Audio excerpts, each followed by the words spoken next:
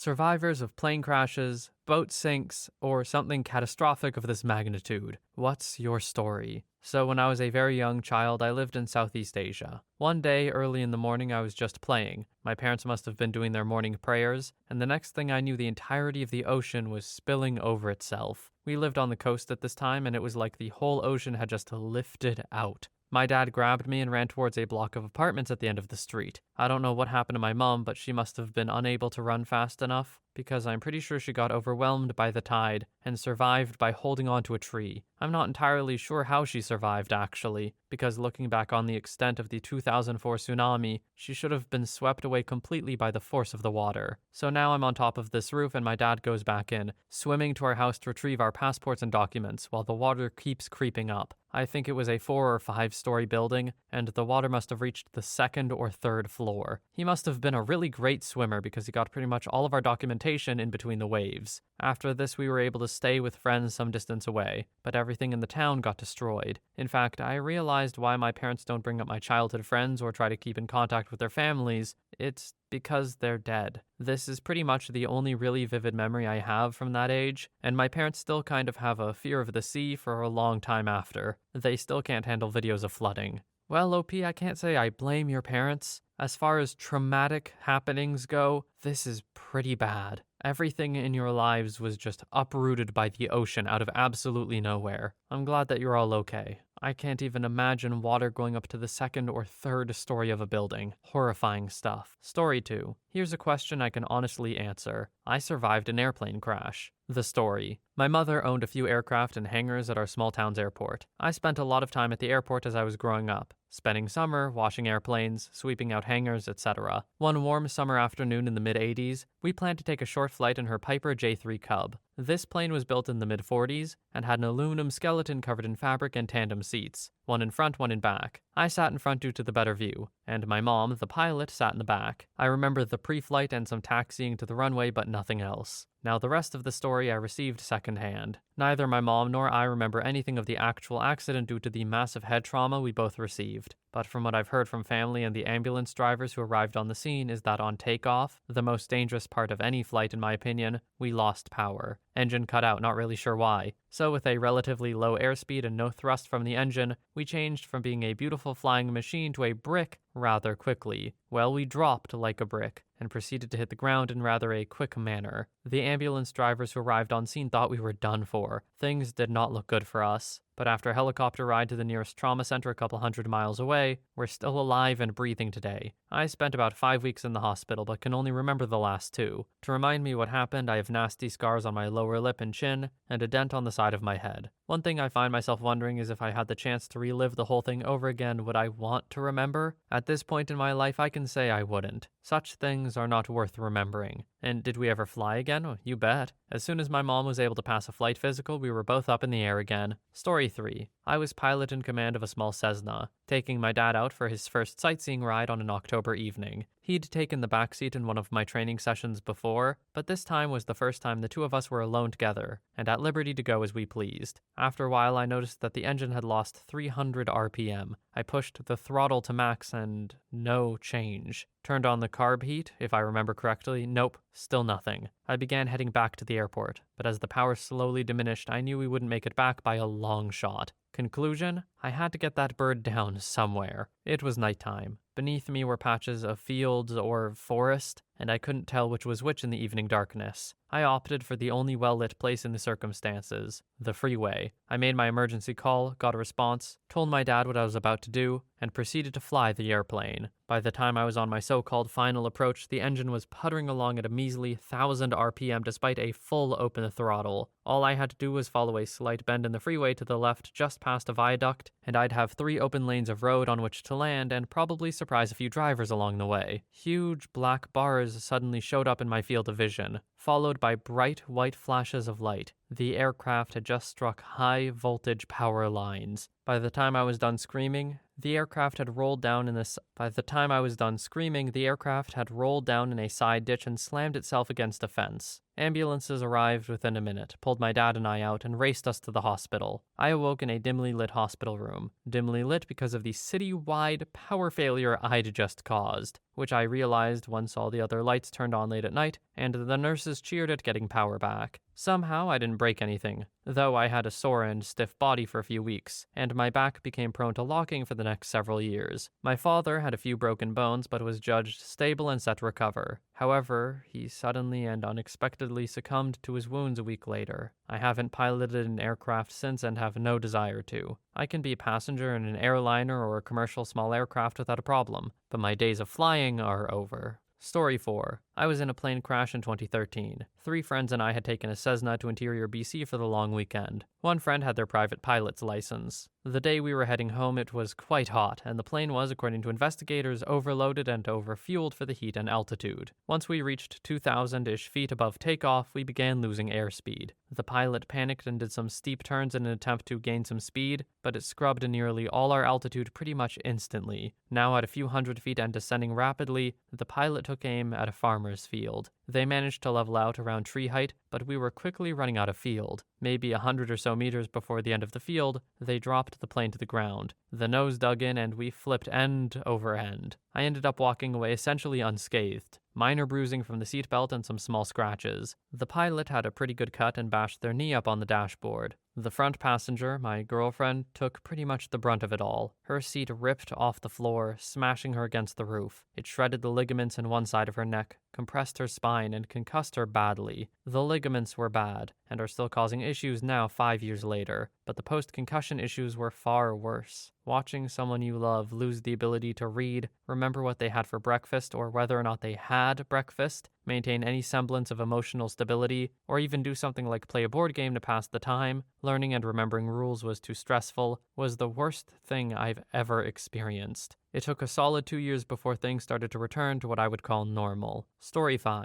I was in a plane crash when I was 9. It was a small plane, with only my dad and I being the only ones in the plane. The plane had 4 doors and a propeller. That kind of plane. We were about 1,000 feet over the San Francisco Bay and the engine quit. The plane proceeded to fall, as would be the case. We approached the water, my 9-year-old brain coming to grips with the concepts of death and such. We hit the water and the plane skipped a few times, and water began to flood through the floor. My dad and I got out and sat on the wing of our sinking plane for about 30 minutes, and the plane was too sunk to stay sitting on, so we had no choice other than to swim towards shore. The shoreline was miles away at least, however, we had no other options. As we were swimming, mind you, the water was freezing in October, another recreational pilot in a helicopter flew overhead, attempting to drop us life jackets. One was horribly off the mark, but we were able to grab one. After swimming for half a mile in t-shirts and shorts, we came across a mudflat and dragged ourselves onto it. We were waiting there for a while and a Department of Fish and Game boat trolled by looking for illegal hunters. This led to our rescue. When I got home, I took the best shower of my life. Now I'm 19 and still have a residual fear of flying, but I'm okay with flying on my own and all that. What really left an impact on me is the experience of a worst-case scenario, and how my mind will usually jump to that in most situations. This anxiety has led me to being extremely jumpy and on edge constantly. PTSD can manifest in all walks of life, with even the littlest things resulting in my getting spooked. As a 9-year-old without any follow-up therapy, coming to terms of this on my own has really shaped my character. The cause of the crash? Condensation in the fuel bladders of the plane put water in the engine, ending it mid-flight. They didn't successfully recover the plane, but they'd managed to pull it up out of the water to see if they could determine a cause. The plane was far too damaged to be anything but scrap at that point. On a positive note, the accident gave me a new perspective on life, showed me that life can be taken away just as easily as it can be given. Live each day like it could be your last. Story 6. Since I live in Chile, I'm used to earthquakes. Perhaps in some countries an earthquake of magnitude 6.0 in the Richter scale is something big, but here it's kind of normal. But the one I will never forget is the 8.8 earthquake in the Richter scale that happened in Santiago of Chile. Let me explain a bit. I'm a native of the northern region of the country, where most of the earthquakes happen, so constructions are especially resistant against earthquakes. Santiago is not like that since they rarely got movement. I was going to a concert in Santiago, and was staying with a friend for the week. It was the 27th of February, 2010, 3:33 a.m. We were chilling with my friend when suddenly all the light went down. We thought that maybe the building got a malfunction, and then looking through the large windows, we saw all the city went dark. I don't know if you guys have been in an apartment building during a huge earthquake, but summarizing, it's like being on top of a wet noodle that moves one side to another constantly. The first thing that got to my head is to stay away from the large windows and go under the table, while my friend and his friends were screaming like hell. I tried to keep them calm by telling them the usual. Everything's gonna be fine, earthquakes are usually short, we just need to wait safe. Jesus, I was wrong. The earthquake was 3 minutes long, the largest 3 minutes of my life. When it finished, I was relieved. I checked if everyone was okay, and they were, just scared as hell. I tell my friend Ben we need to get the hell out of there. Ben packed up a backpack with some supplies. When he was getting his backpack, his friends just ran out of the place to get their families. Told them to stop, that we need to stay cool and together. But the need to see their families was greater, and I totally understand that. Ben finished packing, and we started running to the emergency stairs. We were making our way while using our cell phones to illuminate the hallway, when suddenly Ben stops me out of nowhere. I ask him what's wrong. He just replies to me, "Look," pointing the flash of his phone to the floor. It was just like the movies. The building was split in half. I yell, "Oh, crap," when he falls on his knees while looking at the bottom of the building, as his friends, in the rush to see their families, didn't see the building was split and fell down. We expected the worst. Ben started crying and I was in shock. Just 30 minutes back, I was hanging out with them, laughing, and now I see what I think are their bodies there. An infinite amount of screams and cries created the atmosphere of that night. We make our way down through the holes in the building. While doing it, we tried to help as many people as we could, some trapped by giant stones, some just dead. The one image that will stick with me forever was the one of a mother hugging her daughter in order to protect her, both of which we found dead. We got to the place where Ben's friends fell, and thank I don't know who, but they were still alive. Many broken bones, but still alive. We took them one by one to the road and waited for help from the police, military, medics, or firemen. But lucky us, we were all alive. I watched and experienced two sides of humans that day. The ones who try everything to help others in any way possible, and those who take advantage of the situation, stealing stuff from destroyed homes. Thank you for reading a piece of my story. I can't even imagine a building splitting open. Like, that's not even something I think can happen in real life, but obviously it can. It's truly a miracle that OP and all of their acquaintances and friends lived. But I can only imagine that must have been a truly horrifying time for them. I hope you're all doing all right now. Story 7. When I was 19, my buddy and I went fishing at a pretty big lake up in Gainesville, Florida. I was sitting at the very front with the cooler to try to balance out the weight, and while we were crossing the middle of the lake in our guinea, we had a paddle strapped to the side and it caught the water while we were going about 20 miles per hour. It threw us probably 7 to 10 feet and immediately started sinking. About 5 minutes before that happened, we decided to put both our phones in a waterproof box, which ultimately saved us, because there was no one else out that day given it was a little chilly outside. So after we were in the water, the boat started sinking fast. But my friend and I stayed calm and started brainstorming on what to do. First thing I did was swim down to the boat and, by feel, had to find the phones. Once that happened, we called the police, but their response time was awful. We were treading in water that was cold enough to give us hypothermia, with the box that had our phones in it over our heads for about 50 minutes, until the dispatch lady said they were commandeering someone else's boat because theirs wasn't starting. Once we got out, the officers told us they were expecting to find us dead, either from getting stuck on the mushy bottom or by some of the big gators. Luckily, didn't encounter any of them. After the ambulance took our temperature and we came back fine, they proceeded to make sure we were okay, then let us get on with our day. Life and death situations are no joke. They can happen at any time. Make sure you're prepared mentally and physically. Your life or your friends' lives may depend on you and how you've trained. Story 8. When I was 9, we were traveling from our cabin back to town with an open boat. This was right before Easter, about a 45-minute trip. The seas were rough, and the boat had a built-in flaw that caused it to break in two pieces due to the pounding on the waves. I sat face towards the back, so I didn't see it break, just suddenly had water up to my waist. When I turned around, the nose was floating a couple of meters away from the boat. My mom's husband at the time just said, "Jump." And so we did. into the black 2-degree water of the North Sea, as far away from the boat as possible. This was by far the scariest moment. My husband managed to launch 2 emergency rockets before the boat vanished below him. He was a very poor swimmer, and even though we tried to hold on to him, he got away from us due to the large waves constantly covering us. After that, it was about 10 minutes of trying to swim to shore, which was about 400 meters away, before realizing we were never going to make it. After that, we basically dodged waves and made bad taste jokes. We saw people on the shore, cars stopped on the highway. The last thing I remember before blacking out is a boat approaching. Then I woke up in the hospital, basically thrashing around from the cramps of my body trying to warm up.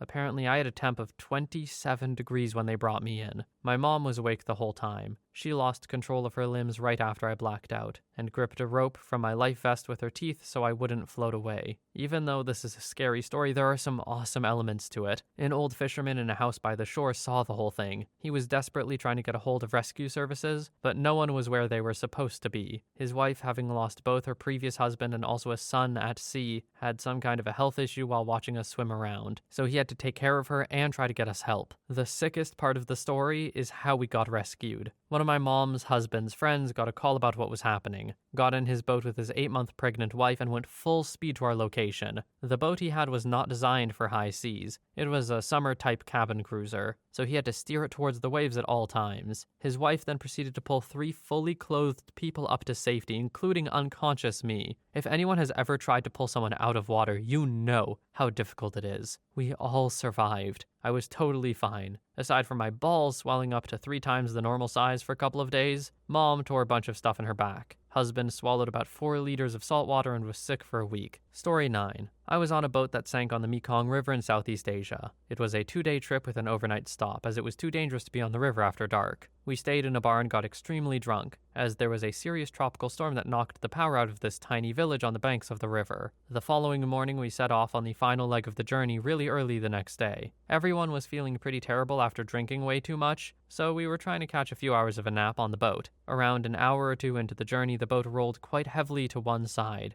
and some cups and glasses slid off the tables and fell onto the floor, startling most people awake. We picked the stuff up off the floor and went back to sleep. I'm not really sure how much later, but the same thing happened again, but more violently. The boat rolled so heavily, I slid from one side to the other and smashed into a table on the now lower side of the boat. At this point, I noticed that the water had started to come over the side and was getting deeper. Everyone was looking around at each other, looking pretty terrified, not knowing what to do. The water level was now at probably waist height. I told my girlfriend to get out of the boat and swim for the banks of the river. I had to help her climb out the high side of the boat and onto the roof, as the lower side was now pretty much fully submerged. At this point, I realized I was stuck between the table I had smashed into and a bench that had fallen on top of my leg, with the water now getting towards shoulder height and the boat sinking pretty rapidly. I took a final breath and went down with the boat. It's hard to say how long, but it probably sank in around a minute, 2 if we're being generous. Luckily, as the boat fully sank, the benches and tables started to float and move away from each other, and I got free without much trouble. I opened my eyes and all I could see was dirty, brown water with some sunlight in the distance. I swam towards it, being careful not to knock my head on anything and knock myself out, trying to swim horizontal until I was sure I was clear from the boat before I could try for the surface. I managed to pop up not too far away from the riverbank. I looked around and saw a few of the other passengers being swirled around in the rough current. I'm trying to grab anything that was floating to save them, calling out for help.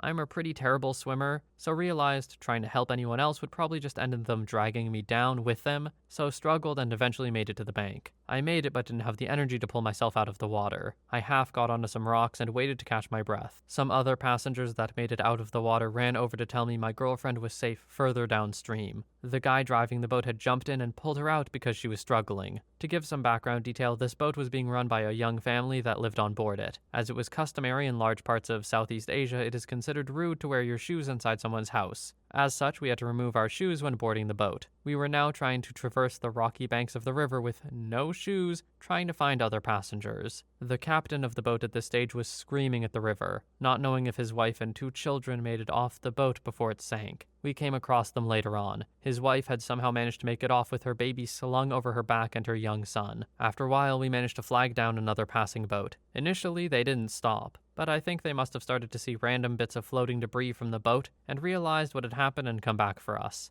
Further down the river, we found more passengers that had been rescued by some local fishermen. We tried to account for everyone and quickly worked out that everyone was present apart from one girl. No one had seen her during the scramble to get off the boat. We boarded the boat that we managed to flag down and left for the nearest large town, where we would be able to get in contact with our country's embassies. There was zero phone signal around here, and all of our phones were either in the river or completely soaked, which was over 6 hours away. The local fishermen promised us they would search for the missing passenger. Having made it to the next town after a pretty freaking long day by this point, we were greeted by the local police who were in plain clothes, as it was Songkran and everyone was celebrating by having a huge 3-day water fight. They took some details and told us to come to the station in a few days. We ended up having to sit around for days sorting out loads of stuff, as our passports were lost and all the local places that could do anything were closed. Once we got enough documents to allow us to move on and fly to the capital, we had to go to our consulate to sort out our new travel documents and assist in the matter about the missing passenger with her friends that had made it off the boat. She was from the same country. After a few days, the consulate informed us a body had been found, and unfortunately was the missing passenger. A pretty devastating experience to take along with the additional stress everyone was currently going through.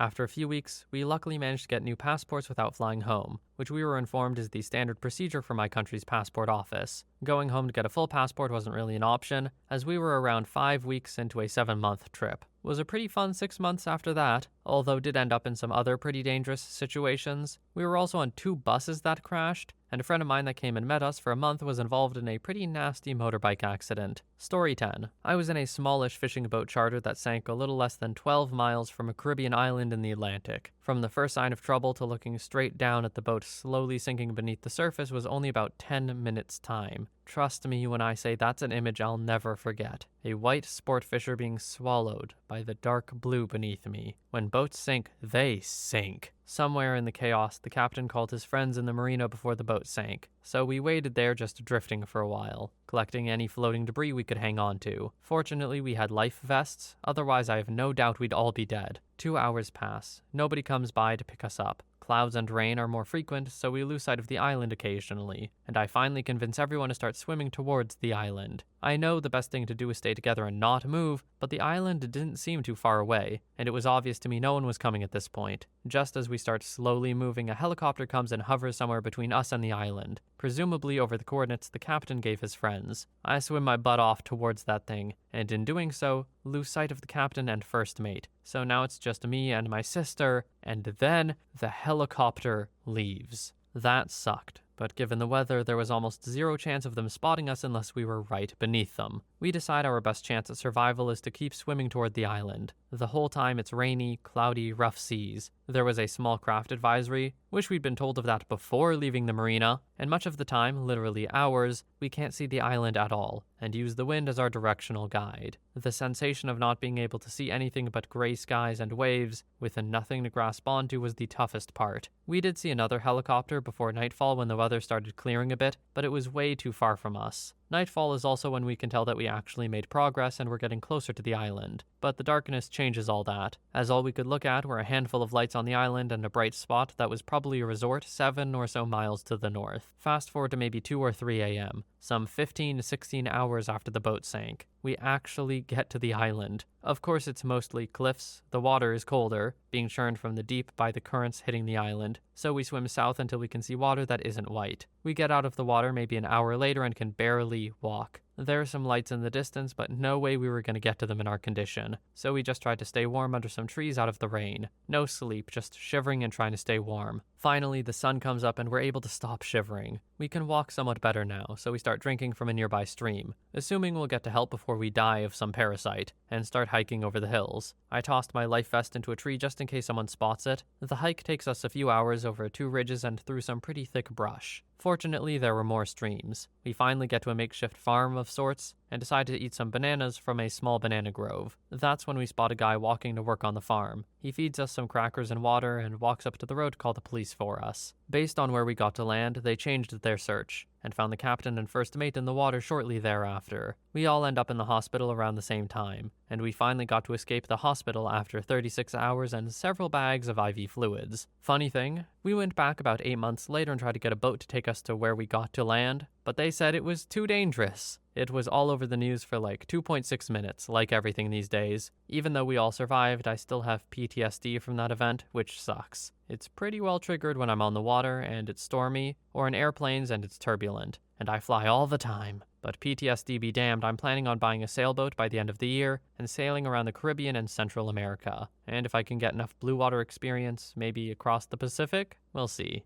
OP, the fact that you can go through that and then still want to sail a bunch is nuts to me. I mean, hey, if you love it, you love it. But I feel like, me personally, I'm too much of a coward for that. Story 11. My plane landed in a field and flipped, flying in a single-engine Cessna 210. My family was on the final leg of a 2-week camping trip. My dad, piloting, had started the descent down, when at 3,000 feet our engine started rattling uncontrollably. 10-year-old me remembers seeing the oil temperature gauge in the red but not understanding the significance. As the rattling got worse, my dad shut the engine off and radioed Mayday to the tower. That's when I started to pray. We were only 5-ish miles from our final destination, but we had to make an emergency landing in a field. I remember staring out the window at the ground thinking about my cat, and my mom leaning back from the co-pilot seat to tell my brother and I to pull our legs up for the crash position. My dad exchanged a few other words with the controller and then shut the rest of the plane down. We hit the ground a little fast at 80 knots. Normal is 65 to 70 knots. Our front gear struck an irrigation pipe running across the field, which caused it to shear off. Without a front gear, our nose hit the field and we went belly side up. When I came to, everything was eerily dark and I was hanging upside down. My dad basically ripped the doors off the back of the plane to get my brother and I out. My family was shaken up, but okay. The farmer appeared minutes later, absolutely astonished. Then 5 news helicopters started circling. Traffic was backed up for miles around the field as people strained to get a look. Then the paramedics arrived. My mom likes to joke they were a bit disappointed to find victims of a plane crash to be standing around chatting. The worst injury of the lot was my cut lip, which I cut with my own teeth in the jolt of the crash. And my parents got some bruising from seatbelts a few days later. The farmer's wife gave my brother and I Cheez-Its and honey sticks, and I can't eat them to this day. The first thing I did when I got back home was hug my cat, as a 10-year-old does. As far as my individual story goes, I got my pilot's license 3 years ago at the age of 18. I'm now in school to become an aerospace engineer, where I hope to one day design planes that save people like this one saved my life. It failed in the most elegant of ways, and my dad's quick thinking and training was able to see us to the ground alive. And for those wondering what happened to the plane,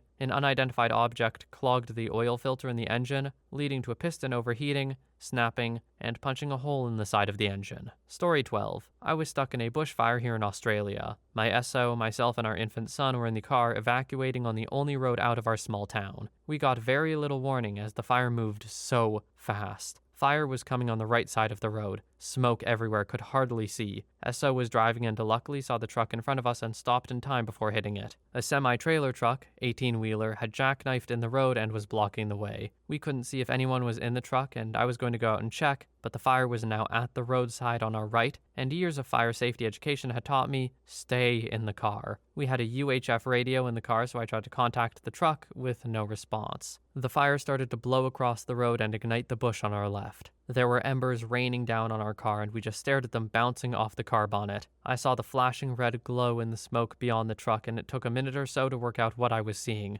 It was a fire service truck. I had to fight every bit of instinct I had in me, which was screaming at me to grab my baby, hide him inside my clothes, and run toward the lights. I doubt I would have made it. Fire was literally blowing around in front of us. But damn, if that wasn't the strongest instinct I've ever felt. I just sat there in the car repeating over and over to myself, stay in the car. Stay in the car. SO managed to contact the fireys on the UHF to alert them to our presence. They sprayed water over us while a secondary truck drove through the burning scrub around the big truck to reach us. And all the rest is a blur. Being transferred to their truck and driving out of there watching the bushfire raging behind us. Saw the news in hospital where they reported 2 deceased people found in the truck. Volunteer firefighters saved our lives. Story 13. I was stuck on an island in the middle of a huge lake when a hurricane hit. This was near St. Petersburg, Russia in the summer of 2010. My family went on a week-long kayaking trip. We had cell phone reception and kept in touch with the outside world, but there was no hurricane warning whatsoever. It was an abnormally hot summer, which in retrospect is probably what caused a hurricane, but at the time we had no idea anything was coming. The sky was absolutely clear, there was no wind, and the water was extremely still. That day we stopped at a small rock island about 15 feet above water level, and 60 feet across with a few small trees on it.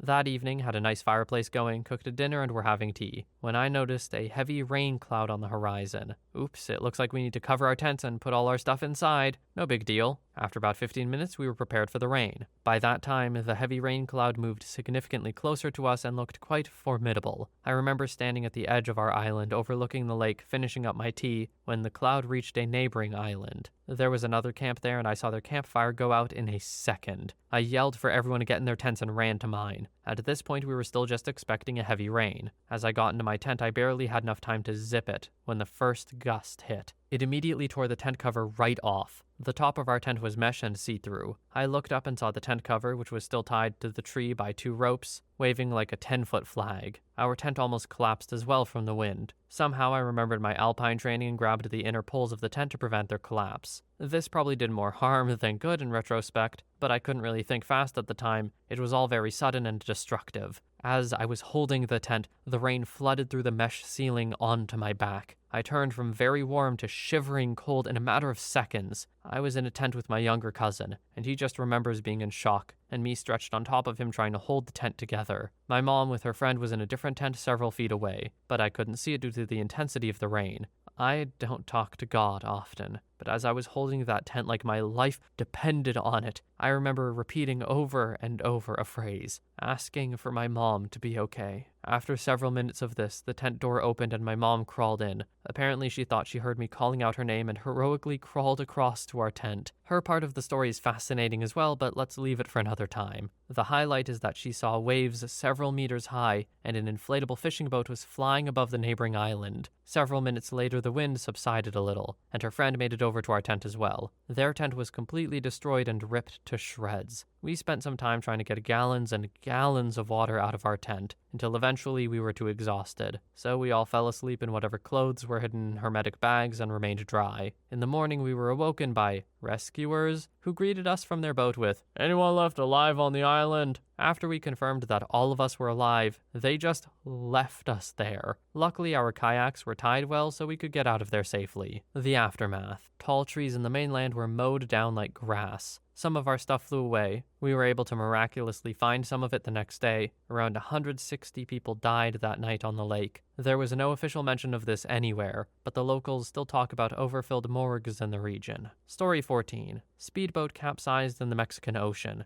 In August 2012, 5 friends and I rented a penthouse and stayed in San Jose del Cabo for a month. On our second day there, we rented a speedboat, came with a driver, for our much-anticipated wakeboarding excursion. The majority of the ride was fantastic. Dolphins, etc. We had a blast. We followed the shoreline from San Jose del Cabo to Cabo San Lucas. Midpoint in our trip, we went to flip a U in a harbor close to the Holiday Inn. Then, all hell broke loose. At the apex of our turn, we lost power. This means the front of our boat was facing the beach. The back was facing the ocean. Now, if you're not familiar with the Mexican undercurrent, it's fast, and the water deepens very quickly. The tide pulled us into the waves. With every surge, the water pushed the tail of the boat where I was sitting up, while tilting the nose down. As soon as I noticed that tilt, I knew that impending doom was coming. Surely enough, the next push of the water tilted the nose far enough down to be caught by the undercurrent, thus throwing me straight up in the air. At this point, the boat hadn't flipped yet. When the receding wave brought the boat back level, gravity returned me to my seat on the boat. I landed on my feet but felt a shock up my back and an immediate, smashing warmth in my spine.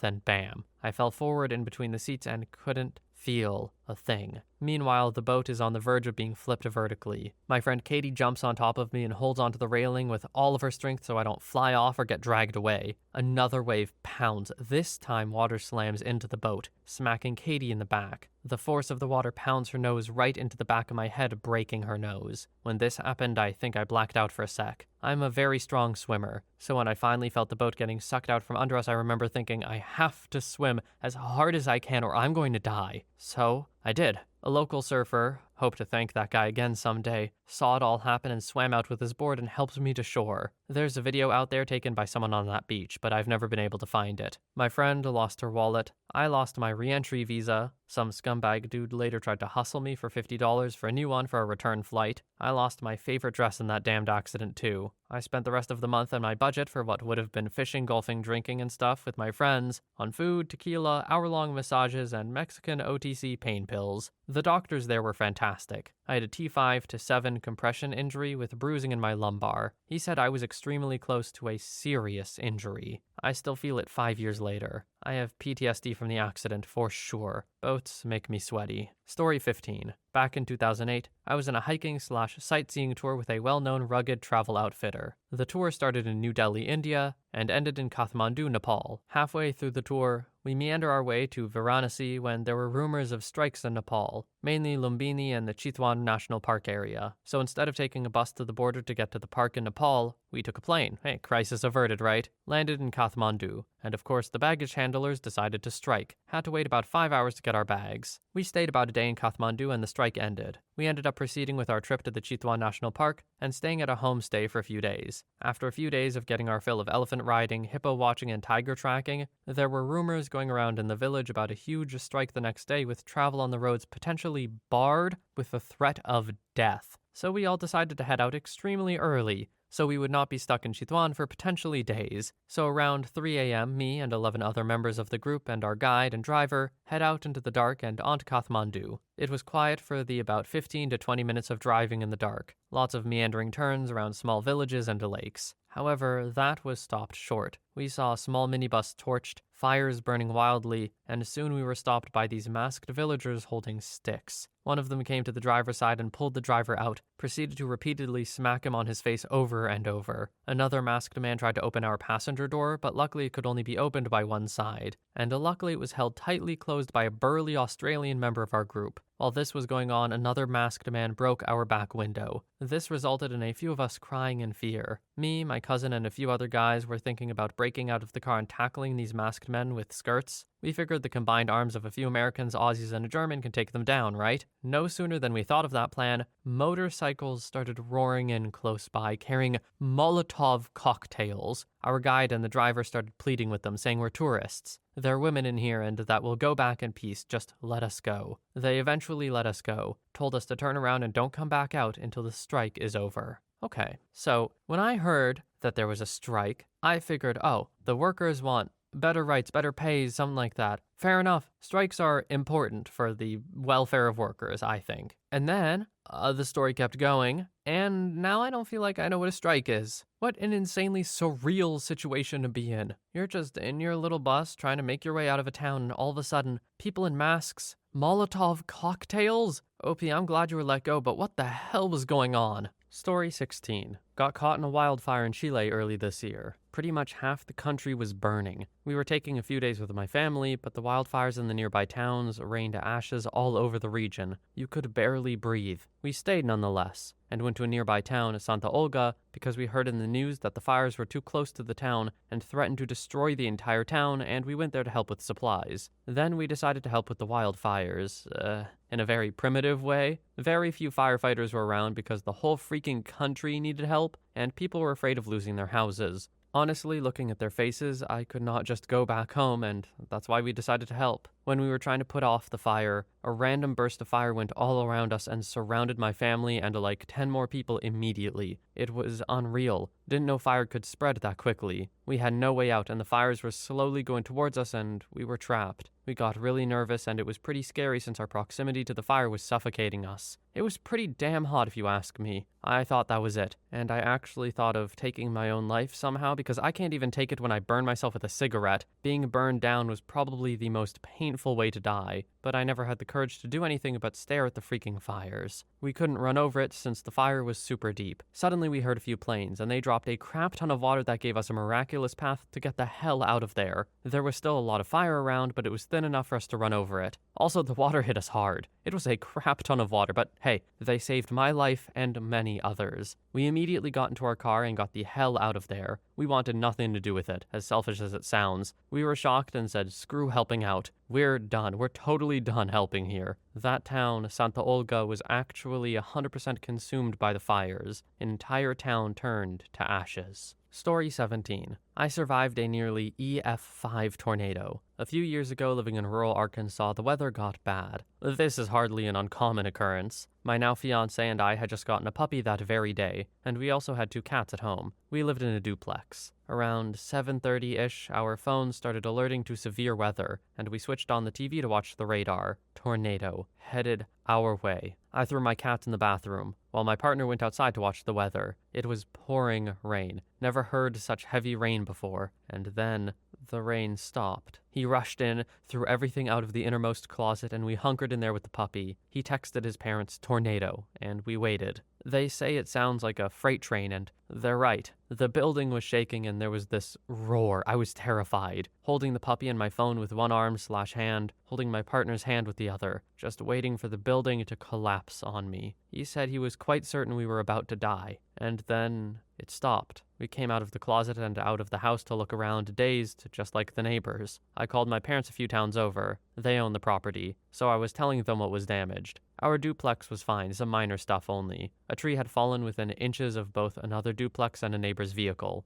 Another tree had fallen on a third duplex. That one was totaled by the insurance company. It's an empty slab now, but no one in our immediate neighborhood was injured. A lady in the destroyed one had been luckily sheltering in her bathroom, as the tree came down right over her bed. We were all unhurt, but it was the most terrifying experience of my life, because the tornado, which did cause several deaths elsewhere, had literally jumped over our little neighborhood. Had it stayed on the ground. Story 18. In 2004, I was caught in the Boscastle floods in Cornwall. I was 14 at the time, and was on holiday with my mum, dad, and younger brother. We'd arrived in the picturesque village of Boscastle to do the typical tourist things, and parked in the car park, which was right next to the river. I remember standing looking at the river when we got out of the car. Others were too. It was really going some, but nobody thought anything of it. After a few minutes, we headed further down the river towards the Witches' Museum, which was quite the attraction for this sleepy village. I can't remember much of the museum, but I'm sure it was excellent. We were near the end when the owner ran around saying we had to leave immediately as the river had burst its banks. We left, but at 14 years old, I was annoyed we hadn't got to the end.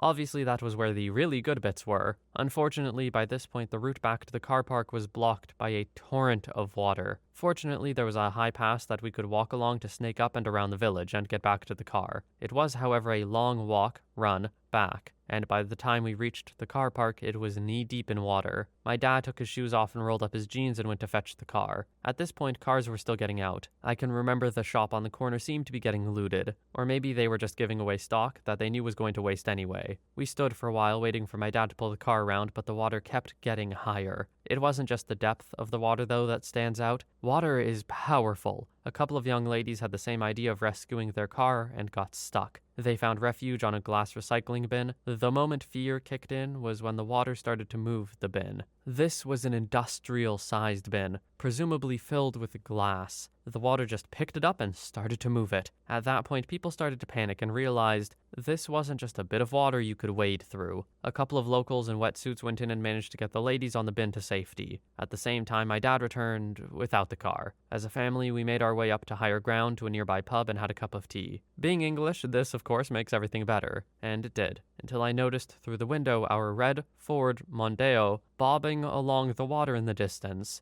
I went to ask my dad, who sat next to me facing the window, "Is that our car?" But he cut me off saying, "Yes, it is time to leave," and move to higher ground. He'd seen our car too, but didn't want to panic my mum. We went to leave the pub, and the water had risen considerably higher. In the pub, we hadn't noticed it, but upon us leaving and commenting on it, everyone else left too. We all walked up the road and were taken in by a local couple who seemed to have an endless supply of bottled water. I'm not sure why they did or why I remember that, but I'm very grateful for their disaster planning. We stayed for a few hours before being collected by a minibus that took us to a local sports hall where the Red Cross had set up a disaster shelter. We spent the night there, though none of us except my younger brother slept. In the morning, the Deputy Prime Minister at the time, John Prescott, arrived. He made his way around the sports hall talking to each family in person one by one. He reached us and me and my younger brother stood up. Mr. Prescott reached out and shook my dad's hand and simply asked, "So what's your problem?" I'm amazed that nobody died that day. The rescue effort was incredible, and the help and support of the local community certainly played an integral part. For reference, my parents' insurance paid out fully on the car, no questions asked, and provided a hire car the very next day for the rest of our holiday. Now, Opie, obviously a very serious situation you are in. However, the idea of you guys going up the hill a bit to a pub and having a cup of tea in the middle of essentially the town flooding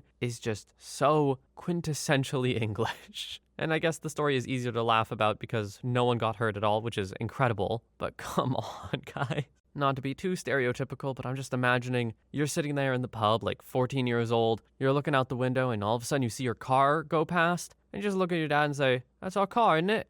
Anyway, moving on. Story 19. In May 1998, a tornado roared through southeast South Dakota, leveling the town of Spencer, ending the lives of 8, injuring many. Right before the tornado touched down, I was driving in my car on the I-90. Rain and wind were severe. Cars were pulled to the side of the road. I thought I could make it home, until my car started moving on its own and slightly lifted off the road. I quickly pulled over near the next overpass. I hurdled the guardrail, ran up the embankment, losing a shoe in the mud, huddled under the overpass bridge along with about a dozen other travelers. The tornado passed us over moments later. It was a wall of heavy rain and mud and extreme wind. It next hit Spencer, literally flattened the town. We were all safe under the bridge. Now, authorities say never to shelter under an overpass, but it sure worked on that occasion. A Canadian couple who were there kept screaming, oh crap, we don't have tornadoes in Canada, oh crap, over and over. Babies were crying, people were screaming. Something I'll never forget. Story 20. This is my plane crash story. It happened when I was 6. My father had relatively recently gotten his pilot license to fly single-engine planes. We were flying with a couple of my parents' friends. My parents, me, the other couple, 5 in a 4-seater plane, from our home to a university, Purdue, a few states away for my parents' homecoming weekend. As we were flying, we were making good time, and apparently not using too much fuel. At some point, my father passed an airport but decided not to refuel since we should have enough to make it to Indiana. At some point after that, the headwind picked up and we began to burn more fuel. The fuel was getting lower and lower as we neared our destination, though finally gave out some miles before the airport we were headed to. Even though I was 6, I remember it very clearly when the engine cut out. Little 4-seater planes are, or were, pretty loud, and it can be hard to talk to each other in them. When the engine cut out, it got very quiet, and you could hear just the wind going by outside. It was night, and my parents were trying to remain very calm, partially for my sake. But I remember my father saying Mayday on the radio as he relayed our situation. We could see the airport lights in the distance, but we were dropping in altitude as we silently glided down. Mostly there were trees below us, though it was hard to see because it was totally dark out. Ahead, there seemed to be a big dark area that didn't seem to have trees in it, a hill up to the runway, and then the runway. It became clear we weren't going to make it to the runway as we got closer. We did clear the trees, luckily, because that almost certainly would have ended badly, but crash landed in the dark area before the hill. Though, again, the side of the hill would have been a bad thing to land into. As it turned out, the dark area was a reservoir that had recently been drained after being full for 20+ years. I don't know what a water landing would have been like, but I don't imagine they're great for you. Instead of water was about 2 feet of mud, and the plane kind of just stuck into it when we hit. The landing gear was torn off and the plane ended up nose forward in the mud. Surprisingly, the only injuries were a broken pinky on my dad's friend, and my mom broke her nose on my back when we hit. I was sitting in her lap since there were 5 of us in a 4-seater. Since my father had already alerted emergency services on the radio, the fire department and ambulances were already there. They threw a rope down the hill and waded through the muck to come get us. They then put us in an ambulance and took us to the hospital. I ended up spending the night so they could make sure my back didn't get injured in the crash. But I was fine, though I remember being kind of freaked out when I woke up in the morning, and my parents weren't back to the hospital yet, having spent the night at a hotel. In general, it turned out to just be a cool story, though my father never really liked to talk about it much. When I asked my mom why that was, she noted he was a little sensitive about it, as it reminded him of the time he almost ended his entire family. OP, I gotta say, I can understand why your dad would not want to talk about this. In some of these situations, people take on the guilt and whatever, and even then it's fair they don't want to talk about it. In this situation, not to roast your dad or anything, it was his fault. He took a risk for essentially no reason, so feeling guilty about it is pretty natural. I'm not saying he should be bashed for it or anything, just that if he doesn't want to talk about it, don't talk about it. That being said, I'm sure this was definitely a learning experience for him, although that probably took place more in trauma than actual learning. Story 21. When I was 10, my house kind of blew up. Less than 10 days before Christmas, there was a gas leak at my house. We had no idea it was leaking, but it had been building up behind our wall near the gas fireplace for a while. In the morning, I was getting ready to go to school. My mom was almost ready to go to work, and I was tying my shoes to head out the door. My mom comes out of the bathroom and is putting on her earrings, grabbing her cell phone, etc., and is heading toward the door. She tells me to unplug the Christmas tree lights. We love decorating. When I did, the spark from unplugging them ignited the box around the socket, and then the pocket of gas behind the wall. It all blew up. The fireplace was pushed out of the wall in one whole piece. The wall was destroyed. The mantle over the fireplace flew clear across the room. The nutcrackers we left on the fireplace flew across the room and two got embedded in the wall. The Christmas tree, luckily a fake plastic one, was knocked over. The side facing the wall was curled, melted, and burned. Almost every ornament made of breakable stuff was shattered. Rather from the boom or the fall, hard to tell. The shock wave traveled through the house, down the hallway and into my mom's room, and blew out the sliding glass door, and blew it into the pool in pieces the size of pennies or smaller. All throughout the house were stress cracks in the sheetrock, cracks in windows, various things. We were lucky. I got minor burns on my face. I was just off to the side of said blown-up wall. My mom was sitting on a chair near the door, far away from it all. Had she sat on the couch to put on her shoes, as she does sometimes, she may have been severely injured, or worse. There was no real fire. It was more of a blast of really hot air really fast. The fireman chief called it a flash fire. There was no fire because there was nothing close enough to the hottest part that could ignite. Good thing we got a fake reusable tree that year to save money. If we hadn't, it definitely would have blown up. Story 22. My story may not be what you're looking for, but it's recent. 2 months ago, my wife, daughter, our 2 dogs, and I were rescued by boat from our neighbor's house. Let me say my house had never flooded before, and we aren't in any kind of floodplain. My flood insurance only costs a few $100 a year. We were home during Hurricane Harvey.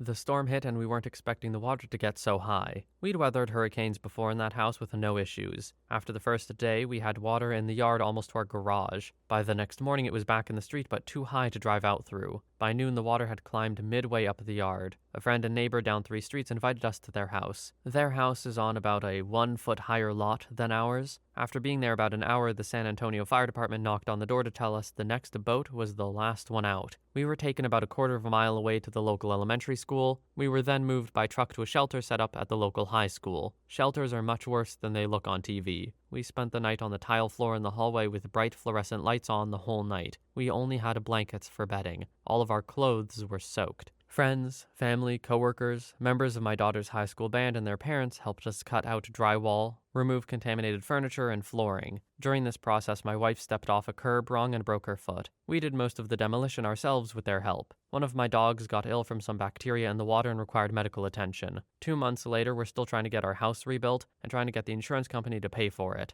The contractor says they'll start Monday. We lost a car, most of our furniture and appliances, and we're living with family who've placed the house we're staying in on the market for sale. We'll eventually be okay, but it's at least 6 weeks out. Story 23. I survived a boat sinking. Me, my brother, my dad, and his friend went sailing one day. The plan was to sail a few miles out around an old oil platform and back. My dad's friend was at the helm and was pretty inexperienced. Me and my dad were down below making tea because, we're British, when all of a sudden, whack, there was this horrible bang and scraping sound. We had hit an illegal lobster pot, and its anchoring line had wrapped around both our rudder and propeller, not spinning at the time. We were stuck with no steering and full sails up. We had to quickly lower the sails as we were practically being capsized by the wind blowing the sails. The stern of the boat was being dragged under, and we were slowly taking on water. Of course, we put out a mayday call straight away, and all we could do was wait to be rescued. As we were waiting, the tide was coming in, and we were slowly being dragged under. There was nothing we could do but prepare for the worst. The lifeboat arrived as most of the stern was underwater, and they boarded our boat with an awesome-looking scythe thing to attempt to cut the line that was wrapped around our boat. Unfortunately, they couldn't free us, and by this point, water was almost flowing into the cabin down below, so they evacuated us onto the lifeboat. We never saw that yacht again. It wasn't all that dramatic, to be honest. We kept our cool, and I'm actually fully trained in large-scale fire, evacuation, man overboard, and first aid procedures for large commercial ships, so it was just a real-life drill for me. I actually filmed the whole experience on my dad's camcorder.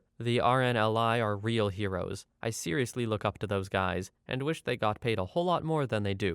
Most are actually volunteers. I remember one of the lifeboatmen was pretty upset because he had been out having dinner with his wife for their anniversary, and he really didn't appreciate me putting a camera in his face. OP, just saying, a real-life drill is, by definition, the emergency you were preparing for. And I mean, hey, fair enough. It's the point of drills to make it feel like it's a rehearsed thing. But it's not an emergency because it felt like a drill. A real-life drill is just the emergency. Story 24. In March of 2014, my girlfriend and I were in a single-engine plane crash in the Sierra Nevada mountains, which we chartered for her birthday. When the fire chief arrived on the scene, he immediately walked up to the pilot, shook his hand, and said, "In 30 years, this is the first time I've shaken the hand of the pilot after a single-engine plane crash on these mountains." It really put what happened that day into perspective. Both of us passengers and the pilot walked away with relatively no injuries. Small cut on the pilot's forearm, stiff necks. I'm happy to relay more details about why we crashed, what was said during the crash, what happened immediately after, etc. Edit. Well, following requests, here's the rest of the story. I had known the pilot through my employment as a recreation coordinator for a seniors department of a parks and recreation department. We'd established a relationship over the 2 years I worked there, and I came to learn about his history of flying planes during Vietnam, piloting Grand Canyon tours for 10 plus years, and flying recreationally / as a hobbyist in the Lake Tahoe area for the past 25 years. It came up in conversation that my girlfriend's birthday was a month away and that he would be happy to take us on an aerial tour of Lake Tahoe. As we were freshly out of college and didn't have the financial means to do this on our own, we were happy to take the offer. Jump to the evening before the accident. It had been very windy for the past several days, and would also be for the following day, of which we were supposed to fly. I call our pilot and he says there's nothing to worry about. Trusting his decades of experience, I say, okay, we'll see you at the airport in the morning. Skipping past the obvious excitement for the day's adventure, photos next to the plane, hearing more of the pilot's stories, aiding his preparation for the flight, etc., we take off out of Carson City and begin to climb the approximately 2,000 feet to get over Spooner Pass, which brings us into the Lake Tahoe Basin. Our pilot, who has done this route dozens and dozens of times before, takes a direct path towards the pass. From our perspective as passengers, we note we're climbing and getting closer to the mountainside. From my perspective, I see we're over the tree and then closer to them. I assume we're along a valley wall. I looked around the cabin and at our pilot, who showed no sign of distress. As I look back out the window, I see manzanita bush, approximately 5 feet tall, and realize we're crashing. At this moment, our pilot lets out a strong crap. We crash and scream. The pilot lands on a relatively flat area between the rolling peaks. This undoubtedly saved our lives. We learned in retrospect this is what our pilot was silently searching for. While his straight trajectory to Spooner Pass was aggressive, the problem was emphasized when the foothills of the Sierra Mountains created 3 large down gusts which took out all our speed and lift. Hence the relatively sudden crash. As obvious as it may seem, this flat landing was very rare for this terrain, and had we been forced to land down on a hillside or harsher terrain, it would have been a much more violent incident. Our second saving grace was the bushes we crashed on and lack of trees. This area is relatively moderately scattered with pine trees, but easily a single tree every 25 square feet. Had one tree been in our way, this would have been a very different story. Likewise, had there not been a handful of manzanita bushes, our speed would have carried, thrusting us into a row of trees approximately 100 feet further along our crash path. Upon crashing, one wing dug into the ground which spun us around 180 degrees. As designed in most of these single-engine planes, the fuel is stored in the wings. The wing dug into the ground and gasoline began spilling out. While our pilot immediately turned off all electronics, had the fuel flowed into the cabin instead of along the broken/downhill wing, again, this would have been a different story. As the pilot turned the electronics off, we ask each other if we're injured, and seizing the moment, the pilot turns to my girlfriend and says, "Happy birthday." The pilot grabs his essentials, a gun, and a satellite phone. We had no service there, so this phone came in handy. We move approximately 20 yards uphill to a fire road as we wait for assistance. Humorously enough, a 4Runner with 2 young girls blaring music, windows down, goes flying past us on a nearby fire road. And they don't see the shattered plane and crash path directly next to the road. Not once, but twice. 30 minutes later, they drive back, missing us again. It was shocking. We wait for another half hour, around an hour total, and up come the fire department. They're in nearly as much shock as we are. They ask my girlfriend and myself if we'd like to stay. We offer to help the pilot however we could, but there was nothing we could do. His next step was sorting out details of the crash and how to get the plane off the hillside. The pilot said we should get on our way. One of the firemen drove us down the hill into a neighborhood that backs up to these hills, and the fire road network. Waiting there was 5 news networks. Prior to driving up to them, the fireman asked if we would like to comment. We declined, and he informed the press. Following that, he drove us back to the airport, where we left a note for the driver to give to the pilot,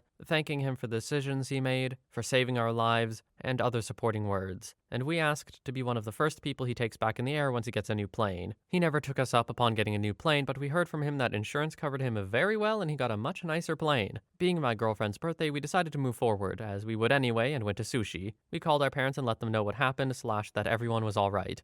Although when I called my mother, she was driving through a tunnel, so all I was able to say was, "Mom, I was in a plane crash," and the call dropped. It was hilarious. I had already talked to my father and told him to call my mom to inform her as I needed to get back to birthday dinner. Following dinner, I had 22 missed calls from my mom. It's a running joke now. Aside from the fear of flying, there were no short-term repercussions from the incident, nor did we have much communication with our pilot. Months later, we found out the BBC did a feature about plane crashes in the Sierra Nevada, and they interviewed our pilot. For a very composed/stern military man, the 2 times I've seen him since, he immediately gets emotional and wet in the eyes when discussed the topic. He said he'd let us know when that was released, but 3+ years later, we haven't heard from him. I should reach out. Well, OP, you and a girlfriend really brushed off that plane crash, huh? It was probably just half shock and adrenaline, but still, being in a plane crash and being able to be like, huh, well, that happened. Sushi is crazy to me. I'm glad everyone was okay, and shout out to that pilot for doing what he had to do to get you to the ground safely. Amazing work. Story 25. I was on a mid-sized fishing charter that sank approximately 100 miles east of Cape Hatteras with about 30 people on board. It ran into a dead fin whale of all things at a fairly high speed, and the impact broke the keel and caused it to capsize. It started to sink almost immediately. About half the people on board were thrown into the water by the collision, and there were a pretty good number of serious cuts and bruises, but no one lost their lives or anything. There was also a fair amount of initial panic about sharks that might be feeding on the carcass, but we were all able to climb out of the water on the sinking vessel until the crew got the life rafts inflated. So nothing came of that, which is good, because there were sharks. Ocean whitetips, quite aggressive. We were in the rafts about 14 hours altogether. It seemed longer at the time because once the ship sank, that ocean got awfully big and empty. But we were never out of contact with the Coast Guard. We were amply provisioned and the rafts were fine. So we mostly just sat there wishing the whale would sink too, because it really stank. At least there were no flies. I suppose if the weather had been bad or if we'd been further out to sea, it might have been really bad. But these days, the ocean is a pretty tame place even when something goes wrong. Modern navigational aids are so robust, it's about impossible to get lost under normal circumstances. Story 26. We weren't in the plane, we were just under it on the ground. My brother remembers better than I the collision above us. In 1984, the wings of 2 Pipers collided in the air as spectators watched a kids' football game. One began crashing away from us. The other headed directly for us. Someone authoritatively screamed, "Get away from the field! Run!"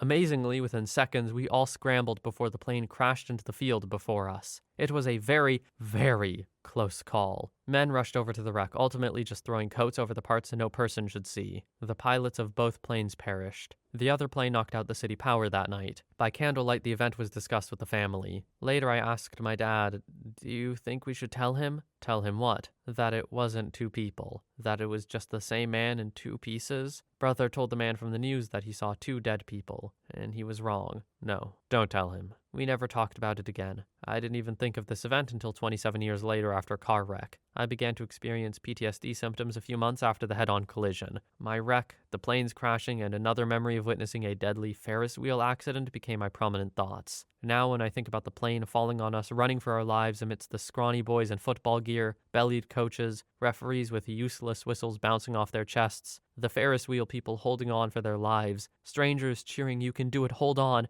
and the people letting go, I try to add on the memories of the people that helped, how calm and sweet my parents were. Even though people died in terrible ways and we saw terrible things, many survived. I must dignify the worst. I remind myself that I also saw many boring things, many beautiful things as a child. Otherwise, I'll forget to buy peanut butter and take the good dogs for walks in the woods. Story 27. In high school, I was on a charter bus coming home from a marching band competition. We were in rural Idaho going down the highway at about 75 miles per hour. The bus driver apparently had severe stomach pain but didn't say anything and eventually passed out from the pain. I was on the back of the bus sitting in the aisle with my back against the bathroom. My girlfriend was sitting next to me and we were watching a movie with a laptop in the seat. I couldn't see out the window because I was on the floor, but I remember it started getting bumpy like we were pulling off the road when I heard a girl scream that we're crashing. And like half a second after that registers, my face smacks the ceiling of the bus. I was knocked out, but I remember waking up as the bus was rolling down the highway, and I remember thinking it looked like I was in a giant washing machine, and people's bodies were clothes being tossed around and around and around, and then everything went black again. I woke to my girlfriend screaming to get off her. I was laying on broken windows as the bus stopped, rolling on its side. I stand up and see the seats up in the air and remember thinking, something's not right here. As my mind pulled everything together into the reality of the freaking bus just crashed, I look over and my friend is covered in blood, screaming, "I'm bleeding." I look down at my shirt and it's covered in blood. Nothing in my body hurt, so I started to panic that I was covered in blood that's not mine. I see another friend of mine tangled in the bus seats above me and I help her down. the roof of the bus crushed in, and another friend of mine had her legs pinned underneath. I tried to lift the bus off her, and in my adrenaline-filled mind it seemed illogical, and I started getting upset that the bus wouldn't budge. I remember her being very calm and saying, "Dude, you can't lift it. We'll have to wait for the firemen to lift it off." At that point, I decided I should get out of the bus. Well, those tiny little holes on the roof of the bus are not so easy to get through, and I remember getting stuck and people had to shove me out. Anyway, we were super lucky because only 1 out of 50 people on the bus lost their lives. Once I got to the hospital and the adrenaline started to die down, I realized my injuries, which were I had bit through my tongue and had a bruise that looked like a huge blood blister from my butt to my knee out in the perfect shape of a bus seat armrest. I'm 24 now and can drive without issues. The only exception is on the freeway when I'm next to a semi-truck. I start to panic that it's going to roll over and end me. Luckily, my wife has caught on and will speed past the evil semi-trucks for me. Story 28. I was living on Japan's Tohoku coast when the March 11th, 2011 earthquake and tsunami hit. I was actually taking a bath when the earthquake hit. I can't even tell you how intense it was. I literally couldn't stand up. It was the first earthquake that had actually frightened me since I came to Japan. I grew up in Alaska, so they were nothing new to me, and it was the first one that actually shook things down from my shelves. Japanese earthquake engineering is something else, I'm telling you. I knew it was a bad one, so I got out of the bath and got dressed as quickly as I could. Since I lived right on the coast, I was already getting ready to leave when the "get the hell to higher ground" tsunami alarm started. I threw a few necessary things into a bag, pulled on my winter coat, and headed for the hills, quite literally. There were already officials on the ground directing people to safe places. The Japanese have this earthquake thing wired, yo, and I ended up high on the hillside at a community rec center with a few hundred of my neighbors. 20 minutes after the earthquake, the tsunami hit. It was unreal, the sheer volume of water that came in and the power of it. I watched it destroy my neighborhood. The noise is what I remember the most, how loud it was. I had to spend the night at the rec center because it wasn't safe to go down. It was one of the more miserable nights of my life. There were constant aftershocks. The rec center was cold and loud and I couldn't make any calls, so I knew my family had to be going nuts. I walked out the next day. There's no way to describe the destruction I saw. I didn't even recognize the place I'd lived for over 2 years. My apartment building was completely gone. I ended up staying with friends on the less damaged side of town for the next week. It took almost 3 days for me to be able to get a message to my family that I was alive. The US government was useless, by the way. I finally managed to hitch a ride to the prefectural capital with some American Army people, and my company helped me by giving me a paycheck early and arranging a place to stay, which they also paid for. My family had some people working on things back home, and they got me a plane ticket. It took me a bit of doing to get to Tokyo. A lot of the rail lines were down, but I was able to get to Narita in time for my flight. It was more traumatic than I even realized at the time. When I got home, I heard a helicopter and had a full-on flashback.